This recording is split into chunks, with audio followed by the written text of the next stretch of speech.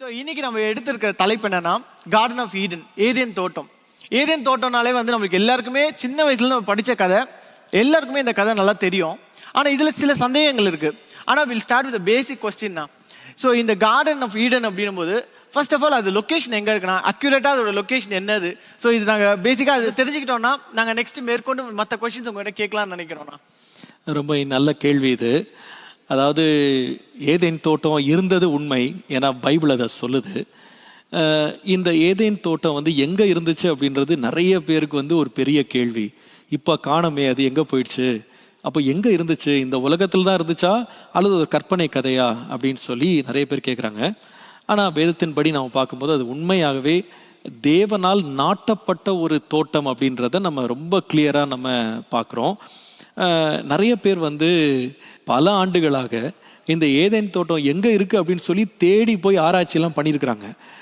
சமீபத்தில் பார்த்தீங்கன்னா உலக புகழ்பெற்ற மிஷினரி ஆகிய டேவிட் லிவிங்ஸ்டன் ஆப்பிரிக்காவுக்கு மிஷினரியாக போனார். அவர் கூட என்ன பண்ணார்னா, இந்த ஏதேன் தோட்டம் எங்கே இருக்குன்னு கண்டுபிடிக்கிறதுக்காக அவர் சுற்றி திரிந்து கடைசியில் அவர் என்ன சொன்னார்னா, அது ஒருவேளை வந்து நைல் நதி வந்து துவங்கின அந்த பகுதியில் தான் அந்த ஏதேன் தோட்டம் இருந்திருக்கலாம் அப்படின்னு அவர் கணிச்சார். நிறைய வேத பண்டிதர்கள் வந்து ஒருவேளை இது அர்மீனியா அப்படின்ற தேசத்தில் அல்லது மத்திய கிழக்கு நாடுகளில் இருந்திருக்கலாம் அப்படின்னு சொல்லி அவங்க கணிக்கிறாங்க. ஆனால் பைபிள் வந்து ரொம்ப தெளிவாகவே இதோட லொக்கேஷன் இருக்கிற அந்த ஜியோகிராஃபிக்கல் பேராமீட்டர்ஸ் அது ரொம்ப அழகாக சொல்கிறத நம்ம பார்க்கும்போது ரொம்ப அதிசயமாக இருக்குது. அட்லீஸ்ட் ஒரு காரியம் ரொம்ப ஸ்பெசிஃபிக்காக அதில் வந்து எழுதியிருக்கு. ஏன்னா இது உலகம் முழுவதையும் படைத்த ஆண்டவர் வந்து ஒரு குறிப்பிட்ட இடத்துல ஒரு தோட்டத்தை அவர் நாட்டினார். இ பிளான்டட் அ கார்டன் சொல்லி பார்க்குறோம். So it was under a specific boundary அப்படின்றது ரொம்ப தெளிவாக இருக்குது. அதுக்கு ஒரு வேலி இருந்ததாகவும் பார்க்குறோம். அதனுடைய வாசலை காக்கிறதுக்கு கூட ஆண்டவர் வந்து கடைசியில் கேருபீன்களை வந்து ஆண்டவர் நியமிச்சார்னு சொல்லி பார்க்குறோம். So it was an a specific location. அது மாத்திரம் இல்லை, பைபிளில் நம்ம பார்க்கும்போது இந்த தோட்டத்துக்கு தண்ணி கொடுக்கறதுக்காக ஒரு ஆறு இந்த தோட்டத்திலேருந்து புறப்பட்டு வந்தது அப்படின்னு வேதம் சொல்லுது. நீங்கள் ஆதியாகமம் 2ஆம் அதிகாரம் 10-14 வாசித்தீங்கன்னா இந்த மாதிரி இந்த நதி புறப்பட்டு வந்து அதிலிருந்து 4 நதிகளாக அது பிரிந்து போகிறத நம்ம பார்க்குறோம்.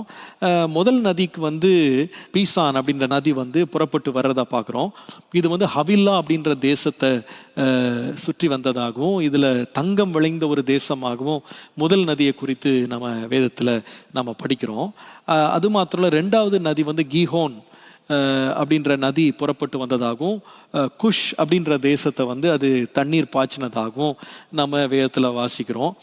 அடுத்தது 3வது நதி வந்து டைக்ரிஸ் அப்படின்ற ரிவர். இந்த ரிவர் வந்து அஷூர் அப்படின்ற தேசத்தினுடைய கிழக்கு பகுதியில் அது வந்து பாய்ந்ததாக நம்ம பார்க்குறோம். கடைசியாக வந்து யூஃப்ரட்டிஸ் அப்படின்ற நதி வந்ததாக நம்ம பார்க்குறோம். இதில் வந்து இந்த 2 நதியை வந்து இன்றைக்கும் அது எக்ஸிஸ்டிங். இன்றைக்கும் அந்த பேரோட இந்த 2 நதி இருக்குது. ஒன்று வந்து டைக்ரிஸ், இன்னொன்று யூஃப்ரட்டிஸ். இந்த 2 நதியும் இருக்குது. அப்போது அந்த இடத்துல தான் இந்த ஏதேன் தோட்டம் இருந்திருக்கும் அப்படின்னு சொல்லி அநேகர் கணிக்கிறாங்க. ஆனால் இன்றைக்கு போய் தேடினா நம்ம அந்த தோட்டத்தை என்ன பண்ண முடியல, பார்க்க முடியல. அது எங்கே போச்சு தெரியல. இன்றைக்கி தேடினாலும் கிடைக்க மாட்டேங்குது. அப்போ இது என்ன ஆச்சு, அப்போ அந்த தோட்டம் இருந்துச்சா இல்லையா அப்படின்னு கேட்கும்போது ஒரு முக்கியமான எக்ஸ்பிளனேஷன் நம்ம விளங்கி கொள்ளணும். ஆண்டவர் வந்து தோட்டத்தை உண்டாக்கினது நிஜம், அதை நாட்டினது நிஜம், அதை வேலி அடைச்சது நிஜம், அதில் வந்து மனுஷனை கொண்டு வச்சது நிஜம், அதுலேருந்து வெளியே அவனை துரத்துனதும் வேதத்தின்படி சத்தியம். ஆனால் இன்றைக்கும் அன்றைக்கும் உள்ள வித்தியாசம் என்னன்னு கேட்டிங்கன்னா, இதற்கு நடுவில் ஒரு பெரிய வெள்ளம், ஜலப்பிரளயம் நோவாவின் காலத்தில் வந்தது. இந்த ஜலப்பிரளயம் வந்து லோக்கல் ஃப்ளட் இல்லை, பூமி முழுவதையுமே என்ன பண்ணுச்சுன்னா அது நிரப்பின ஜலப்பிரளயம். அப்போது இன்றைக்கு அநேக வேத பண்டிதர்கள் கணிக்கிறது என்னன்னு சொன்னால், இந்த ஜலப்பிரளயம் வந்து என்ன செஞ்சதுன்னா என்டையர் லேண்ட்ஸ்கேப்பே வந்து அது டோட்டலாக மாற்றி அமைச்சுது. அதாவது இன்றைக்கி நம்ம பார்க்குற யூஃப்ரட்டிஸ், டைக்ரஸ், நைல், இந்த எல்லா நதிகளுமே வந்து ஆரம்பத்தில் இருந்த இடத்துல தான் இருந்துருச்சு அப்படின்னு நம்ம சொல்ல முடியல. ஏன்னா இவ்வளோ பெரிய வெள்ளப்பெருக்கு வரும்போது டோட்டல் லேண்ட்ஸ்கேப்பே, லேண்ட் மாஸே மாறி இருக்கும். இன்னொன்று, இந்த வெள்ளத்தினால அத்தனை மரங்கள், செடிகள், கொடிகள் எல்லாமே என்ன பண்ணிருச்சுன்னா அழிஞ்சு என்ன பண்ணியிருக்கோம்னா அந்த இடத்துல ஒரு தோட்டம் இருந்ததாகவே நம்ம பார்க்க முடியாத அளவு என்ன பண்ணியிருக்கலாம்னா அந்த தோட்டம் அழிஞ்சிருக்கும். ஸோ அந்த வெள்ளத்தின் விளைவு தான் அந்த தோட்டத்தை நம்ம இன்றைக்கு வந்து நம்ம பின் பாயிண்ட் பண்ண முடியாமல் நமக்கு இருக்கிற ஹேண்டிகேப்புக்கு வந்து காரணம் அப்படின்னு சொல்லி அநேக வேத பண்டிதர்கள் நமக்கு சொல்கிறாங்க. ஓகே தான், தேங்க்யூண்ணா, தட் வாஸ் ரியலி யூஸ்ஃபுல். இப்போ எங்களுக்கு என்ன டவுட்னா, இப்போ ஈடன் கார்டனோட லொக்கேஷன் என்னன்னு எங்களுக்கு தெரிஞ்சிச்சு. எங்களுக்கு அடுத்தது என்ன தெரியும்னா, இப்போ ஆடம் அண்ட் ஈவோட லொக்கேஷன், இப்போ அவங்களோட ரெசிடென்ஸ். ஃபார் எக்ஸாம்பிள், இப்போ நம்மலாம் எப்படின்னா, இந்த உலகம் இவ்வளோ பெருசாக இருந்தாலும் நம்மளுக்குன்னு ஒரு வீடு தனியாக அப்படி இப்படின்னு இருக்கிறோம். ஒருத்தர் இந்த வீடு தான் பெர்மனெண்ட்டாக இருக்குன்ற மாதிரி. ஸோ காட் வந்து அவங்கள வந்து ஈடன் கார்டனில் வச்சுட்டாரு. பட் என்டையர் வேர்ல்டு அவங்களுக்கு இருந்துச்சு. ஸோ இப்போது வந்து அவங்க வந்து ஆண்டவரை வந்து டிசோபே பண்ணி அந்த கனியை சாப்பிட்டதுனால ஆண்டவர் அவங்கள சேஸ் பண்ணிட்டார் வெளியே. இஃப் இன் கேஸ் வந்து அவங்க ஆண்டவருக்கு ஒபே பண்ணி அந்த கனியை சாப்பிடாம இருந்திருந்தாங்கன்னா அவங்களோட ரெசிடென்ஸ் அது மட்டும்தான் இருந்திருக்குமா, இல்லை is there any possibility for them to go out into the bigger வேர்ல்டுனா? ஆமாம், வேதத்தின்படி நீங்கள் பார்த்தீங்கன்னா ஒரு காரியத்தை நீங்கள் நல்லா விளங்கிக் கொள்ளணும். அதாவது ஆண்டவர் வந்து கிழக்கில் வந்து இந்த ஏதேன் தோட்டத்தை நாட்டினார் நம்ம பார்க்குறோம். அவர் நாட்டின இந்த ஏதேன் தோட்டத்துக்குள்ளே ஆதாமையும் ஏவாளையும் கொண்டு வந்து அவர் வச்சதையும் நம்ம பார்க்குறோம். ஆனால் உடனே நீங்கள் விளங்கிக் கொள்ளணும், அவங்களுக்கு அதை ஹோமா ஆண்டவர் கொடுத்துருந்தா கூட, அதுக்கு எல்லையெல்லாம் நியமிச்சிருந்தா கூட, அவர்கள் மேல் இருந்த வாக்கு தத்துவம் அப்படின்றது, அவர்களுக்கு கொடுக்கப்பட்ட ஆசீர்வாதம்ன்றது அந்த ஏதேன் தோட்டத்தின் எல்லையை தாண்டினது அப்படின்றத நீங்கள் மறுக்கவே முடியாது. ஏனென்றால் ஆதாமியும் ஏவாளையும் ஆண்டவர் ஆசீர்வதிக்கும் போது ஆதியாகமம் 1:28 நீங்கள் வாசிப்பீங்களானா, ஆண்டவர் ஆதாமியும் ஏவாளையும் பார்த்து சொல்கிறாரு, நீங்கள் பலுகி பெருகி பூமியை நிரப்பி அதை நீங்கள் என்ன பண்ணுங்கன்னா ஆண்டு கொள்ளுங்கள் அப்படின்னு சொல்கிறார். அப்போது ஆண்டவர் வந்து நிச்சயமாகவே அவருடைய மகா பெரிய திட்டத்தில் நீங்கள் சொன்னது போல் ஒருவேளை ஏவாள் வந்து பாவம் செய்யாமல் இருந்திருந்தாங்கன்னா அந்த தோட்டத்திலேயே இருந்திருக்கணும் அப்படின்றது தேவ திட்டமாக நிச்சயமாக இருந்திருக்க முடியாது. அவங்க ஏன்னா அவங்க பலுகி பெருகி தோட்டத்தில் பூமியவே நிரப்பும்படி ஆண்டவர் அவங்கள என்ன பண்ணாருன்னா நியமித்து வச்சுருந்தாரு. அதனால் நிச்சயமாகவே அவங்களுடைய ஃப்யூச்சரில் வந்து அவங்க நிச்சயமாக அவங்களும் அவங்களோட ஜென்ரேஷன்ஸும் வந்து தேவோட அவுட் க்ரோன் த கார்டன். நிச்சயமாகவே பைபிளில் வந்து இந்த தோட்டத்தை விட்டு நீ வெளியவே போகக்கூடாது அப்படின்னு ஆண்டவர் எந்த ரெஸ்ட்ரிக்ஷனும் வைக்கவே இல்லை. தோட்டத்துக்கு உள்ளே வரக்கூடாதுன்னு தான் பாவத்திற்கு அப்புறமா ஆண்டவர் வேலியை போட்டாரே தவிர தோட்டத்துக்கு வெளியே நீ உலகத்தை பார்க்கவே கூடாதுன்னு சொல்லலை. இன்ஃபேக்ட் அவர் சொன்னது என்னென்னா, இந்த பூமியவே நீங்கள் நிரப்புங்க அப்படின்னு தான் சொன்னார். அதனால் நிச்சயமாக அது அவங்களோட பெர்மனண்ட் ஹோமாக இருந்திருக்குமா அப்படின்றது சந்தேகம்தான். அது நிச்சயமாக ஒரு பரந்த உலகமே அவர்களுக்கு ஒரு வீடாக கொடுக்கப்பட்டது. Now we can understand it now. So இப்போ எங்களுக்கு நெக்ஸ்ட் என்ன டவுட்னா, நம்ம ஈடன் கார்டன் வந்து ஆண்டவர் கிரியேட் பண்ணிட்டு ஆடம் அண்ட் ஈவியும் வந்து அங்கே பிளேஸ் பண்ணிட்டாரு. இப்போ ஆண்டவர் அவங்களுக்கு கொடுத்த ஒரே கட்டளை என்னன்னா, நீங்கள் என்ன வேணால் சாப்பிட்லாம், அந்த நன்மை தீமை அறியத்தக்க விருட்சத்தின் கனியை மட்டும் சாப்பிடக்கூடாதுன்னு சொல்லிட்டாரு. இப்போ எங்களுக்கு என்னன்னா, ஆண்டவர் தான் அதை படைச்சாரு, எல்லாத்தையும் படைச்சது ஆண்டவர் தான், அந்த மரத்தை வச்சதும் ஆண்டவர் தான். ஆனால் ஆண்டவர் வந்து எதுக்கு வந்து அந்த அந்த ஒரு ஃப்ரூட்டை மட்டும் நீங்கள் சாப்பிடக்கூடாதுன்னு சொன்னார்? அந்த அளவுக்கு சாப்பிடக்கூடாத அளவுக்கு அந்த விருட்சமோ இல்லை கனியனா அவ்வளோ வந்து தீமையானதா என்னன்னா? நல்ல கேள்வி. இது என்னன்னா, நீங்கள் வேதத்தின்படி நீங்கள் பார்ப்பீங்களானா ஆதியாகமம் 1:12 பார்த்தீங்கன்னா, ஆண்டவர் ஒவ்வொரு நாளும் ஒவ்வொன்றையும் சிருஷ்டித்து முடிச்சுட்டு அவர் சிருஷ்டித்த எல்லாமே நல்லதுன்னு தான் அவர் சொன்னார். அவர் தீமையாக ஒரு காரியத்தை கூட சிருஷ்டிக்கலை. அது எதை இன்க்ளூட் பண்ணுது அப்படின்னு சொன்னால், நன்மை தீமை அறியத்தக்க கனியை விருட்சத்தை கொடுக்குற மரம் இருக்கு பாருங்க, அதை இன்க்ளூட் பண்ணுது அது. அப்போது ஆண்டவர் ஒருபோதும் அந்த மரம் வந்து தீமையானதுன்னு சொல்லவே இல்லை. அவர் படைத்த எல்லா விருட்சங்களும் எல்லா சிருஷ்டிப்புகளுமே நன்மையானது தான். அதனால் நிச்சயமாகவே அந்த மரமோ அந்த கனியோ தீமையானது அல்ல அப்படின்றதை நம்ம ரொம்ப ஊர்ஜிதமாக நம்ம சொல்லலாம். ஆனால் என்ன தீமைன்னு கேட்டால், மரம் தீமை கிடையாது, கனி தீமை கிடையாது. ஆண்டவர் தடுத்தார் பார்த்தீங்களா, ஒரு குறிப்பிட்ட காரியத்தை சொல்லி இந்த மரத்தின் கனியை மாத்திரம் நீ புசிக்க கூடாதுன்னு தடுத்தார் பாருங்க. அந்த கனியை புசித்த செயல்தான் தீமையை தவிர அந்த மரமோ கனியோ தீமையானது அல்லவே அல்ல.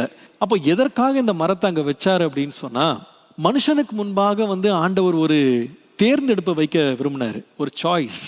ஏன்னா இது மனுஷனுடைய ஸ்ட்ரெங்க்ஸில் ஒரு பெரிய ஸ்ட்ரெங்க்த்து தான்.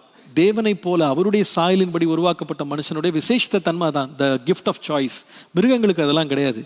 எத்தனை வருஷம் ஆனாலும் ஒரு சிங்கம் வந்து புல் சாப்பிட போகிறதில்ல, அதுக்கு ஃபுட்டில் சாய்ஸ் கிடையாது, அது வாழ்கிற இடத்துல அதுக்கு சாய்ஸ் கிடையாது, அதோடைய செயல்பாடுகளில் சாய்ஸே கிடையாது. ஆனால் மனுஷனுக்கு அப்படி இல்லை, எதை வேணாலும் அவன் தெரிந்து கொள்ளலாம், ஏன்னா அவன் தேவ சாயலின்படி உருவாக்கப்பட்டவன்.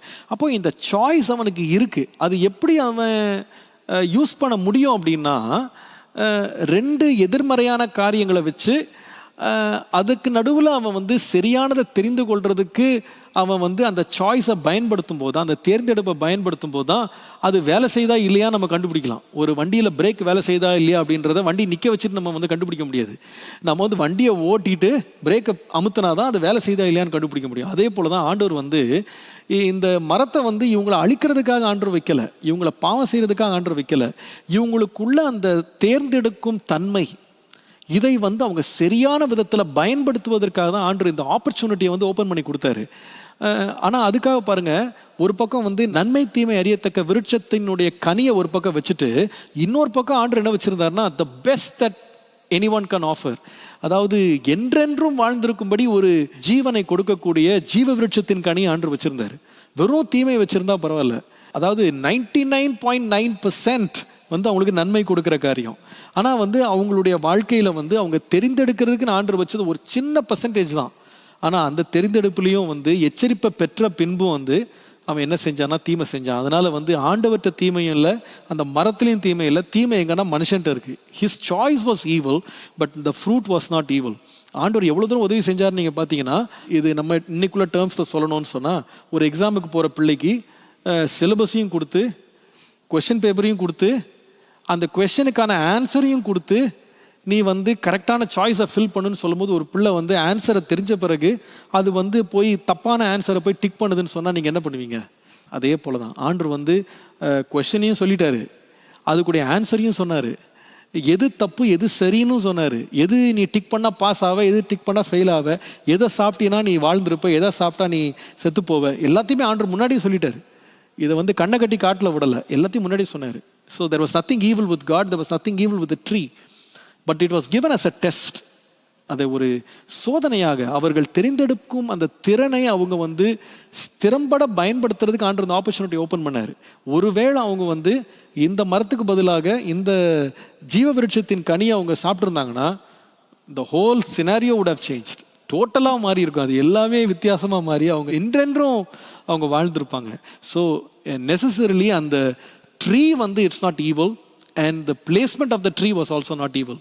ஆண்டவர் எல்லாமே நன்மைக்காக தான் சிருஷ்டித்தார், இன்றைக்கு வரைக்கும் நன்மைக்காக தான் செய்கிறார். ஸோ இப்போ நீங்கள் சொன்னது போல் பார்த்தீங்கன்னா, மனுஷன் வந்து அந்த ட்ரீக்கு பதிலாக இந்த ட்ரீயை சூஸ் பண்ணி தான் it would be the best one.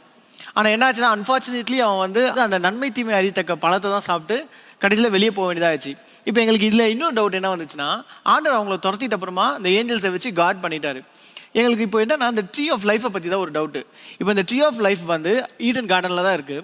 So God வந்து இவங்களுக்கு அப்புறமா ஆண்டவர் இது முடிஞ்சிச்சுன்னு சொல்லிட்டு அந்த ட்ரீ ஆஃப் லைஃபை பேன் பண்ணிட்டாரா, இல்லைனா இதோட ஆக்சஸ் வேற யாருக்காவது கொடுத்துருக்காரா? நீங்களும் கூட ஆக்சஸ் பண்ணலான்னு ஏதாவது ஆக்சஸ் நம்மளுக்கு இருக்குதா? ஸோ ஆக்சுவலாக இந்த ட்ரீ ஆஃப் லைஃப் எங்கே தானே இருக்கு இப்போ? நல்ல கேள்வி இது. இந்த ஜீவ விருட்சத்தின் கனி எங்கே இருக்கு இப்போ? ஆண்டவர் அதை மொத்தமாக அழிச்சிட்டாரா? அதை வந்து இனிமேல் அதை ஆக்சஸே பண்ண முடியாதா? நல்ல கேள்வி இது. இன்ஃபேக்ட் இன்றைக்கு உலகத்தில் அந்த ட்ரீ இல்லை அப்படின்றது உண்மை. ஆனால் பைபிள் வந்து இந்த ட்ரீயை பற்றி திரும்ப பேசுது. எங்கே பேசுதுன்னு சொன்னால், பைபிள் வந்து வெளிப்படுத்தின விசேஷம் புக் ஆஃப் ரெவலேஷனில் நம்ம வாசிக்கும் போது ஆண்டவர் சொல்லுகிறாரு, ஜெயங்கொள்ளுகிறவன் எவனோ அவனுக்கு வந்து ஜீவ விருட்சத்தின் கனியை நான் புசிக்க கொடுப்பேன். வெளிப்படுத்தல் 2:7 நம்ம இதை வாசிக்கிறோம். அப்போது ஆண்டவர் வந்து ஃபஸ்ட் டைம் மனுஷன் வந்து இந்த டெஸ்ட்டில் ஃபெயில் பண்ணிட்டான். அவனுக்கு வந்து அந்த ஜீவ விருட்சத்தின் கனியை சாப்பிட்றதுக்கான பாக்கியத்தை அவன் இழந்துட்டான், வாய்ப்பை நழுவ விட்டுட்டான். அதுக்காக ஆண்டவர் வந்து இனிமேல் நீ என்றைக்குமே சாப்பிட மாட்டேன்னு சொல்லலை. ஆண்டவர் சொல்கிறாரு, முதல் ஆதாம் வந்து என்ன பண்ணிட்டான்னா, அவன் இந்த டெஸ்ட்டில் தோத்துட்டான்.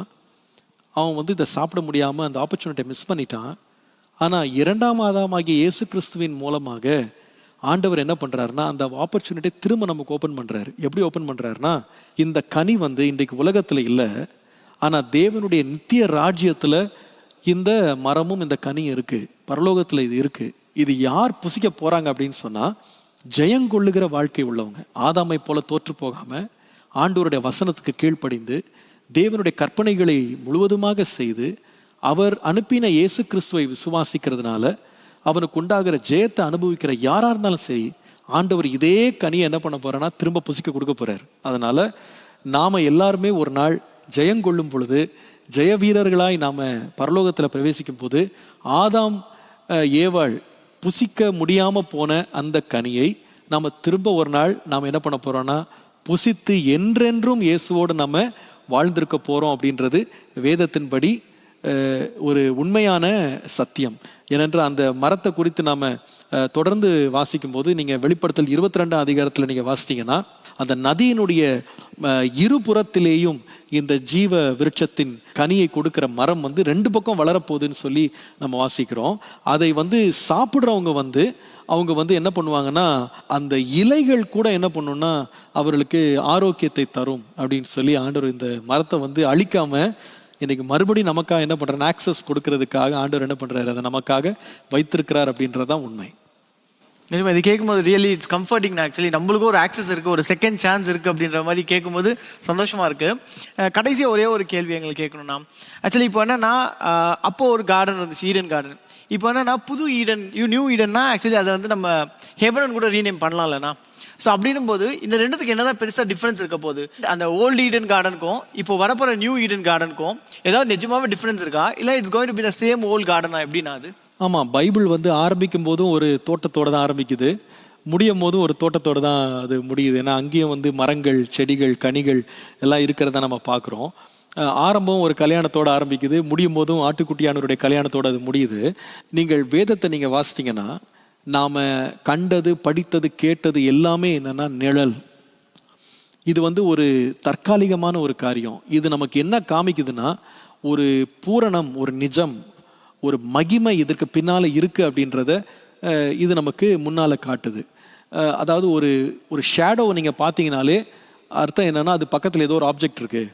அந்த ஷேடோ வந்து மோனோ கலரில் தான் இருக்கும், அது எல்லாமே கிரே கலரில் இருக்கும், பிளாக் கலரில் இருக்கும். ஆனால் திரும்பி பார்த்தீங்கன்னா அந்த பில்டிங்கை பார்த்தீங்கன்னா மல்டி கலராக இருக்கும். அந்த ஷேடோவில் வந்து எதுவுமே டிஸ்கிரிப்டிவாக இருக்காது, வெறும் அதோடைய ஷேப்பை மட்டும் தான் காமிக்கும். அதுக்குள்ளே இருக்கிற காம்போனன்ட்ஸை வந்து அது காட்டாது, உள்ளே இருக்கிற ஸ்பேஸை காட்டாது. ஆனால் நீங்கள் பில்டிங் திரும்பி பார்த்தீங்கன்னா அது பயங்கர க்ளோரியஸாக இருக்கும். அதே போல தான் வேதத்தில் உள்ள எல்லா காரியங்களுமே வந்து ஒரு நிழலாட்டமாக சொல்லப்படுகிறது. இந்த நிழல் எதை நமக்கு காமிக்குதுன்னா இதுக்கு பின்னால் ஒரு மகிமையான ஒரு காரியம் வருது, அது பின்பற்றி வருது, ஃபாலோ ஆகுது அப்படின்றத நமக்கு எல்லாருக்கும் காட்டுது. அப்போ நீங்கள் ஏதேன் தோட்டத்தை பற்றி நீங்கள் வாசிக்கும் போது ஆண்டவர் மனிதன் தங்கும்படி வைத்த ஒரு இடம் அப்படின்றத வந்து அது எதற்கு முன்னடையாளமாக இருக்குது அப்படின்னு சொன்னால், ஒரு நாள் தேவன் வந்து மனுஷனை சந்திச்சு போற ஒரு இடம் கிடையாது, என்றென்றும் அவனோடு தங்கி இருக்கும்படி நிரந்தரமான ஒரு இடத்திற்கு இது ஒரு முன்னடையாளமா இருக்கு அப்படின்றதுல சந்தேகமே இல்லை. அப்போ நாம ஆதியாகமத்தில் வாசிக்கிற இந்த ஏதேன் தோட்டத்துக்கும் நீங்க வெளிப்படுத்தல வாசிக்கிற ஏதேன் தோட்டத்துக்கும் மகா பெரிய வித்தியாசம் இருக்க போகுது. எப்படி வித்தியாசம்னா இது வந்து ஒரு நிழல், ஆனா வரப்போகிறதோ நிஜம். நம்ம ஆதியாகமத்தில் இந்த ஏதேன் தோட்டத்தை பற்றி வாசிக்கிற இந்த சிறந்த ஒரு ஏதேன் தோட்டத்தை விட ஒரு மகிமையான கைவேலை இல்லாத ஒரு நித்திய நகரம் நமக்காக காத்துட்டு இருக்கு. ஒரு அமேசிங், மனுஷனுடைய புத்திக்கு எட்டாத ஒரு அளவில் ஒரு மகிமையான ஒரு பரலோகம் நமக்காக என்ன பண்ணுதுன்னா காத்துக்கிட்டு இருக்கு அப்படின்றதுல சந்தேகம் இல்லை. அப்போ இதுக்கும் அதுக்கு என்ன வித்தியாசம்னா, Eden was good but heaven will be glorious. அது ரொம்ப மகிமையாக இருக்கும் அப்படின்றது தான், வார்த்தைகளால் வர்ணிக்க முடியாத ஒரு மகிமையாக அது இருக்கும் அப்படின்றதா இந்த நிழல் நமக்கு காமிக்குது. இன்னொரு வித்தியாசம் ரெண்டுத்துக்கும் என்ன அப்படின்னு கேட்டிங்கன்னா, இந்த ஈடன் கார்டன் வந்து எப்படிப்பட்டதுன்னா இட் வாஸ் கம்ப்ளீட்லி குட். அது ஒரு ரொம்ப நல்ல தோட்டம் தான், தேவனால் நாட்டப்பட்ட தோட்டம் தான். ஆனால் it was not completely secure. அதில் வந்து டோட்டலாக வந்து செக்யூரிட்டி கிடையாது. அதில் வந்து என்ன செக்யூரிட்டி இல்லைன்னு சொன்னால், அதே தோட்டத்துக்குள்ளே பிசாசானவன் என்ன பண்ணுறான்னா சர்ப்பமாக வந்து ஏவாளை வஞ்சிக்கிற ஒரு காரியத்தை நம்ம பார்க்குறோம். ஆனால் பரலோகம் அப்படி இருக்க போகிறது இல்லை. ஏன் இதே சோதனை அங்கே இருக்காது அப்படின்னு கேட்டிங்கன்னா, வேதம் நமக்கு சொல்லுகிற வசனத்தை நீங்கள் வாசிப்பீங்களானா, வெளிப்படுத்தல் 21:27 நீங்கள் வாசிப்பீர்களானா, அங்கே வேதம் நமக்கு சொல்லுகிறது, தீட்டுள்ளதும் அருவருப்பையும் பொய்யையும் நடப்பிக்கிறதுமாகிய ஒன்றும் அதில் பிரவேசிப்பதே இல்லை. ஆட்டுக்குட்டியானவரின் ஜீவ புஸ்தகத்தில் எழுதப்பட்டவர்கள் மாத்திரம் என்ன செய்வாங்கன்னா அதில் பிரவேசிப்பார்கள். இதை கேட்குறக்கே ரொம்ப சந்தோஷமாக இருக்குது. ஏன்னா ஏதேன் தோட்டத்தில் இருந்தது போல தீட்டுள்ளது, பொய்யை நடப்பிக்கிறது நிச்சயமாக அதில் பிரவேசிக்காது. So that's a second difference. நம்ம ஆதி ஆகமத்தில் வாசிக்கிற ஏதேன் தோட்டத்துக்கும் நம்ம வெளிப்படத்தில் வாசிக்கிற மகிமையான தேவனுடைய பிரசனத்துக்கும் அதான் ரெண்டாவது பெரிய டிஃப்ரென்ஸ். மூன்றாவது பெரிய வித்தியாசம், இந்த ஏதேனுக்கும் நம்ம எதிர்நோக்கி இருக்கிற தேவனுடைய வீட்டுக்கும் என்ன வித்தியாசம்னு கேட்டிங்கன்னா, ஏதேன் தோட்டத்தில் ஆண்டவர் ஆதாமையும் ஏவாளையும் அங்கே வைக்கும்போது ஒரு வேலையோடு வச்சார். என்ன வேலை கொடுத்தாருன்னா, அவங்களுக்கு ஒரு உத்தரவாதத்தோடு அவங்கள அங்கே வச்சார். என்ன உத்தரவாதம் கொடுத்தாருன்னா, அந்த தோட்டத்தை என்ன பண்ணணும்னா காக்கணும், அந்த தோட்டத்தை பண்படுத்தணும். அப்போது அவங்களுக்கு வந்து பார்த்திங்கன்னா வேலை இருந்தது. வேலைக்கு அப்புறமா என்ன இருந்ததுன்னா இளைப்பாறுதல் இருந்தது. ஆனால் வரப்போகிற நிஜமாகிய தோட்டம், நிஜ தோட்டம், தேவனுடைய மகிமடைந்த தோட்டம் எப்படி இருக்கும் அப்படின்னு கேட்டிங்கன்னா, அங்கே என்றைக்கும் இளைப்பாறுதல் தான். அங்கே வேலையும் இளைப்பாறுதலும் வேலையும் இளைப்பாறுதல் கிடையாது. என்றென்றும் தேவ சமூகத்தில் இளைப்பாறுகிற ஒரு இடமாக கர்த்தர் இதை ஒரு மகிமையான இடமாக என்ன பண்ண போகிறாருன்னா மாற்றப் போகிறார். அதாவது என்றைக்கும் உள்ள ஒரு ஓய்வு நாளை நாம் கொண்டாட போகிறோம். இனி ஒருபோதும் நமக்கு கவலையோ வேதனையோ இல்லாத ஒரு நித்திய இளைப்பாறுதலுக்குள்ள கர்த்தர் நம்மளை கொண்டு போக போகிறார். இதுதான் மூன்றாவது வித்தியாசம். நான்காவது பெரிய வித்தியாசம் என்னன்னு சொன்னால், இந்த ஆதியாகமத்தில் உள்ள முதல் ஏதேன் தோட்டத்தில் இருந்த மக்கள் எப்படிப்பட்டவங்கன்னு சொன்னீங்கன்னா, அவர்களுடைய தன்மை எப்படி இருந்துச்சுன்னா, நீங்கள் 8ஆம் சங்கீதம் 5ஆம் வசனத்தை வாசித்தீங்கன்னா, தேவன் மனுஷனை வந்து தூதர்களை விட சற்று சிறியவர்களாக உருவாக்கி அவனை மகிமையினாலும் கனத்தினாலும் முடிசூட்டினார் அப்படின்னு சொல்லி வாசிக்கிறோம். அப்போ மனிதன் தான் என்னதான் மேன்மையா மகிமையா படைக்கப்பட்டிருந்தாலும் தூதனுடைய அளவுக்கு என்ன பண்ணலைன்னா ஆண்டவர் அவனை சிருஷ்டிக்கலை. தூதனை விட ஒரு லெவல் கம்மியாக தான் அவனை என்ன பண்ணார் சிருஷ்டித்திருந்தாருன்னு சொல்லி நம்ம வாசிக்கிறோம். ஆனால் நம்ம ஒரு நித்திய தோட்டத்துக்கு போக போகிறோம், நித்திய வீட்டுக்கு நம்ம போக போகிறோம். இயேசு கிறிஸ்துவாகிய 2ஆம் ஆதாமை ஏற்றுக்கொண்ட நமக்கு வந்து ஆண்டவர் என்ன கொடுக்க போகிறார் அப்படின்னு கேட்டால் அது ரொம்ப ஆச்சரியமானது, ரொம்ப அதிசயமானது. பிலிப்பியருக்கு எழுதின நிருபம் 3ஆம் அதிகாரம் 20 முதல் 21 வசனங்களை நீங்கள் வாசிப்பீர்களானா, அங்கே அப்போஸ்தலனாகிய பவுல் சொல்கிறாரு, நம்ம என்ன பண்ணுறோன்னா இந்த இரட்சகராகிய இயேசு கிறிஸ்து வருவதற்காக நம்ம காத்திருக்கிறோம். இந்த இயேசு கிறிஸ்து நமக்கு என்ன செய்வாருன்னு சொன்னால், இந்த அழிவுள்ள சரீரத்தை ஆண்டவர் மகிமையுள்ள சரீரமா என்ன பண்ண போறாருன்னா மாற்ற போகிறார். இந்த மகிமையுள்ள சரீரம் எப்படி இருக்கும்னா, அவர் இருக்கிற வண்ணமாகவே நம்ம மாற போறோம். அப்ப பழைய ஏதேன்ல வந்து நாம தூதர்களை விட சற்று சிறியவர்களா இருக்க போறோம். ஆனா நித்திய ஏதேன்ல வந்து நாம சிருஷ்டித்த தேவனை போலவே நம்ம மாற போகிறோம். அவரை போலவே அவருடைய குமாரனுடைய சாயல்ல நாம் ஒரு மறுரூபமாக்கப்பட்ட ஒரு சரீரத்தில் தூதர்களை விட நம்ம மேலானவர்களாக என்ன பண்ண போறோம்னா நம்ம இருக்க போறோம். எப்படி இயேசு தூதர்களை காட்டிலும் மேலானவரோ அதே போல நாமும் என்ன பண்ண போறோம்னா ஒரு ஹையர் டிகிரி ஆஃப் லைஃப் நாம் இருக்க போறோம் அப்படின்றது வேதம் நமக்கு கொடுக்குற சத்தியம். நான்காவது, இதுதான் நான்காவது வித்தியாசம். ஐந்தாவது கடைசியான வித்தியாசம், இந்த ஏதேனுக்கும் பரலோகத்துக்கும் என்ன வித்தியாசம் அப்படின்னு கேட்டிங்கன்னா, ஏதேன் தோட்டத்தில் ஆண்டவர் உலாவும் போது அவருடைய சத்தத்தை கேட்டு ஒளிந்து கொண்டாங்க அப்படின்னு சொல்லி ஆதாமி ஏவாளை குறித்து படிக்கிறோம். அங்கே வந்து ஒரு நியாய தீர்ப்பு வந்து செய்யப்பட்டது. அவர்களுக்கு வந்து ஒரு பலி செலுத்தப்பட்டது. அதுக்கப்புறமா அவர்களுக்கு ஆடைகள் கொடுக்கப்பட்டது. அதுக்கப்புறமா அவங்களுடைய அநேக பாக்கியங்கள் அவர்களோட்டு பறிக்கப்பட்டது. மரணம் அவர்களுக்குள்ளே வந்தது. தோட்டத்தை விட்டு அவங்க துரத்தப்பட்டாங்க. ஜீவவிருட்சத்தின் கனியை புசிக்க முடியாதபடி வேலி அடைக்கப்பட்டது. இந்த பூமி வந்து முள்ளையும் குறுக்கையும் பிறப்பிக்கிறதாக, வேதனையோடு பிள்ளை பிறக்கிற நிலை, வேர்வை சிந்தி தான் சாப்பிடணும். இந்த மாதிரி காரியங்கள்லாம் எங்கே சொல்லப்பட்டதுன்னா இந்த பூமியில் இருந்த ஏதேன் தோட்டத்தில் சொல்லப்பட்டது. ஆனால் நாம் பிரவேசிக்க போகிற இந்த பரலோகம் வந்து ரொம்ப மகிமையானது. அது எப்படிப்பட்டதுன்னா, இந்த தேவனை பார்த்து நம்ம பயப்பட போகிறதில்ல, அவருடைய பிள்ளைகளாகிய நாம் அவரை கண்டு நடுங்க போகிறதில்ல. நாம் வந்து தைரியமாக அவரை நம்ம சந்திக்க போகிறோம். இவர் யாராக இருக்க போகிறாருன்னா, தேவன் வந்து வந்து போகிறவரா இல்லை, தோட்டத்தில் நடமாடுகிறவராக சத்தத்தை கேட்டு ஒளிகிறவங்களா இல்லை. வெளிப்படுத்தின விசேஷம் 21ஆம் அதிகாரம் 3ஆம் வசனத்தில் நீங்கள் வாசிக்கும் போது வேதம் சொல்லுகிறது, கர்த்தரே அவர்கள் நடுவிலே வாசம் பண்ணுவார், அவர்கள் அவருடைய ஜனமாய் இருப்பார்கள், அவர் அவர்களுடைய தேவனாய் இருப்பார்னு சொல்லி பார்க்குறோம். அப்போ ஆண்டவர் வந்து ஏதேனில் வந்து விசிட்டராக இருந்தார். ஆனால் நாம் பிரவேசிக்க போகிற இந்த ஆண்டவர் உண்டாக்கின நித்திய ஏதேன் இருக்கு பாருங்க, நித்திய பரலோகம் இருக்கு பாருங்க, அங்கே ஆண்டவர் விசிட்டர் கிடையாது. ஆண்டவர் நம்மோடையே தங்கியிருக்க போறார், நாம் அவரோட தங்கியிருக்க போகிறோம். அவர் நம்முடைய தேவனாக இருக்க போறார், நாம் அவருடைய ஜனங்களாக என்றென்றும் நாம் வாழப்போகிறோம். ஸோ இந்த 5 வித்தியாசங்கள் தான் நம்ம வந்து இந்த பழைய ஏதேனுக்கும் இனி வரப்போகும் ஜீவ விருட்சத்தை வைத்திருக்கிற தேவனுடைய நகரத்துக்கும் அந்த தோட்டத்துக்கும் அந்த ஏதேனுக்கும் வித்தியாசம்னு சொல்லி நம்ம பைபிளில் பார்க்கலாம். வெரி இன்ட்ரெஸ்டிங்ண்ணா. இதெல்லாம் கேட்கும்போது ரொம்ப அப்படியே இன்ட்ரெஸ்டிங்காக இருக்குது. எப்படா இந்த நியூ ஈடனுக்கெல்லாம் நம்ம போவோம் அப்படின்ற ஒரு எதிர்பார்ப்பு வருதுண்ணா. ஆரம்பத்தில் ஏதேனை பற்றி ஒரு 2-3 சாப்டர்ஸ் 2-3 பேஜஸ் தான் இருக்கும். ஆனால் இப்போ பார்த்தீங்கன்னா அதை விட நிறைய விஷயங்கள் நம்மளுக்கு தெரிஞ்சிருக்கும்னு நினைக்கிறேன். எப்படி அழகாக நம்மளோட பர்சனல் லைஃப்க்கும் அண்ணன் கோரிலேட் பண்ணி, நியூ டெஸ்ட்மெண்ட்டில் கோரிலேட் பண்ணி ரொம்ப அழகாக நம்மளுக்கு அண்ணன் எக்ஸ்பிளைன் பண்ணியிருக்காரு. எல்லாமே உங்களுக்கு பிடிச்சிருக்குன்னு நினைக்கிறேன், ரொம்ப யூஸ்ஃபுல்லாக இருக்கும்னு நினைக்கிறேன். ஆனால் thank you so much for your precious டைம்னா. ரொம்ப அழகாக எங்களுக்கு nook and corner of the Eden கார்டனை வந்து அவ்வளோ அழகாக நீங்கள் எக்ஸ்பிளைன் பண்ணி கொடுத்துருக்காங்க. ரொம்ப தேங்க்ஸ்ண்ணா. ஸோ உங்களுக்கும் வந்து இந்த நிகழ்ச்சி ரொம்ப யூஸ்ஃபுல்லாக இருந்திருக்கும்னு நினைக்கிறேன். இந்த எபிசோடில் அண்ணன் உங்களுக்கு நிறைய வேர்சஸ் சொல்லியிருந்தாரு. இந்த வேர்சஸ் எல்லாத்தையும் நீங்களும் நோட் பண்ணி நீங்கள் அதை அப்புறமா உட்காந்து அதை ஸ்டடி பண்ணி உங்களோட பர்சனல் லைஃப்க்கு அது ரொம்ப யூஸ்ஃபுல்லாக இருக்கும்னு நான் நினைக்கிறேன். ஸோ நாங்கள் அடுத்த வாரம் இன்னொரு இன்ட்ரெஸ்டிங்கான டாப்பிக்கில் நான் உங்களை மீட் பண்ணுற வரைக்கும் it is me Praveen signing off from this session along with Gabriel Anna. Thank you so much. Thank you.